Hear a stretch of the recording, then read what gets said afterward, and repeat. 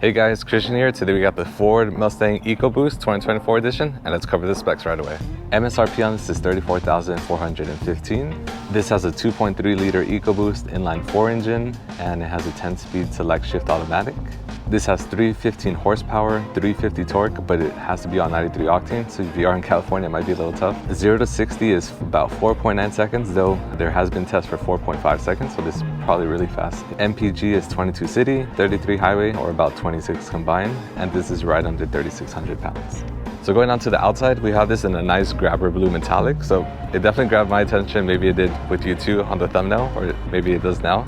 But it definitely gets really good attention when I'm driving around. Definitely gets people's just looks and everything. And even this being an EcoBoost, a base model, definitely gets a lot of attention for sure. On the wheels, we do also have 19-inch wheels. It's not the standard inch wheel, so a nice little upgrade. These are more like a star shape wheel. On the front side, we have the nice LEDs on the front. These are actually really nice because they have like a nice mirror finish to them, just because of the chrome that they have around the LEDs. So just gives a really good look. Overall, the front aesthetics looks really nice as usual on the Mustang, just really aggressive. I know some people might not like this model compared to the previous model, but overall I think it has good shape. And again, this is one of the last shapes for the V8 models compared to its like competitors, the Camaro and of course the Challenger. But again, really good looks overall. You have the nice Mustang logo on the front. Very simple front hood. I think it just fits really good aesthetically wise. But if you do want to get more aggressive, more like additions, more blacked out stuff, the Dark Horse would be your option, unless you want to go up all the way up to the GTD. On the back, we have, of course, the usual Mustang lights. So again, the tail lights that we've always seen. We also have the spoiler, which this one actually has the spoiler delete. So it actually looks kind of like it has like a pop-up wing, just with how you can see the kind of like the indentation of where there could be a spoiler here. Just really simple. And if you do want to replace this, I actually noticed there's actually some screws in the hood. So I guess maybe on purpose, they made it easy in case you do want to swap this out. Besides that though, there is the Mustang logo, dead center, just really simple. Down below, you have the diffuser, and then if you can see, you actually have the exhaust. It's actually a dual tip, so one on the right side and the left side, just a little bit more sporty. And then getting onto the trunk, so if you want to open it up, not by the Mustang logo, so there's a camera here, so you don't want to smudge that. Right down below here, you can actually press the button. You do lift the tailgate up a bit, and then we get about 13.5 cubic feet of space. So it's a good amount of space, nothing crazy. If you got to take groceries or anything, definitely would work. And then if we do bring this up real quick, there is enough space for a tire saver, a tire down there, but just good to know. And at this point, let's do the trunk challenge. So I'm inside the trunk now, as you can see. There's actually some space, so actually we got to go in there.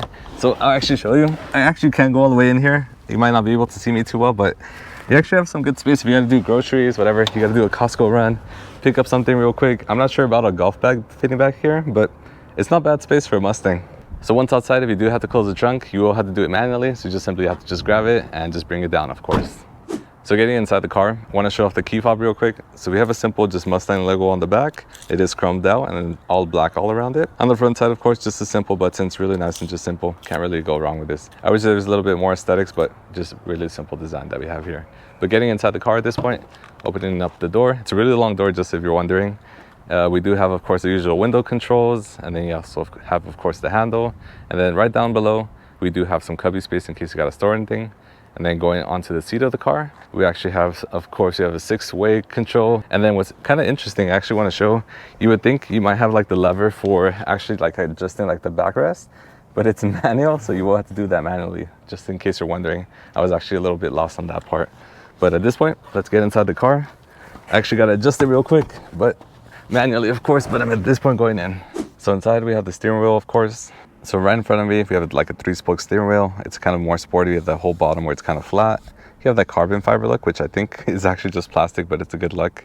Nice 12-inch display right behind the wheel. Really intuitive, really good size. It has really good resolution as well too. And then going on to like the center screen, this one as well too, good size, 13-inch. On the screen, I actually want to say something that's really smart. I don't think it was intended like this, but it could be. When you're touching the screen, of course, when you're driving, obviously your fingers kind of like bouncing around. Maybe you hit a bump, you might press the wrong thing. I think it's really smart that there's like a little platform here.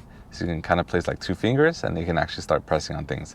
Below that, we have the AC vents, just simple, 2 of them. You also have like, you can actually have different temperatures for you and your passenger. And then below that, we have some manual controls or just physical controls. You could actually turn off traction control or the volume, just really simple stuff. And then below that, we have 2 ports. So we have a USB-C port and the regular USB port. And of course also 12 volt. And in case you want to place your phone, I actually have mine already there. That was Samsung S24.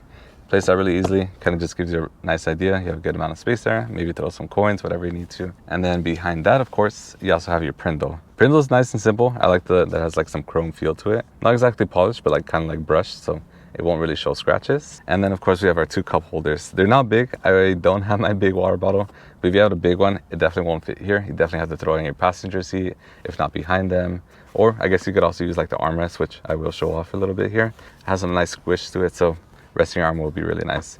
And then inside here, we have another 12-volt port and a good amount of space for like any receipts or anything you gotta throw in there real quick. So I wanted to just show how to get into the back seats real quick. So manual control, I'm gonna show this off. This is already in my driver's side position. You're gonna hear me struggle a bit. I'm of course like normal human height, but you can see I'm struggling a little to get in. Even my feet, I'm not too flexible, but at this point, I'm sitting in here. You might not be able to see my head entirely, but my head is always touching. I do have a little hat on, but obviously that's not that thick. If I put like my head like towards like, I guess the ceiling, it's always touching. If I try to tilt a little bit back on the glass, it's still touching. So definitely won't be too comfortable. If you have any tall guests, definitely won't be anything good at all back here. All right guys, that completes the review again for the Ford Mustang Ecoboost 2024. I know this is the Ecoboost model, gets a lot of flack for just being an inline 4 engine, but again, even for its efficiency with 315 horsepower, 350 torque, under 0 to 60, 4.9 seconds. Some people say 4.5. Really fast, you get a lot of play for your money. So I would definitely recommend this again in the Grabber Blue Metallic or any other color, but you get a lot for your money. If you guys like the video again, like, wait, I was gonna keep that. Thank you again, everyone, as always, for watching. I really appreciate it. If you guys want to like and subscribe, maybe watch what else is gonna come up next week. Might be even a surprise, but we'll see. And again, till next time.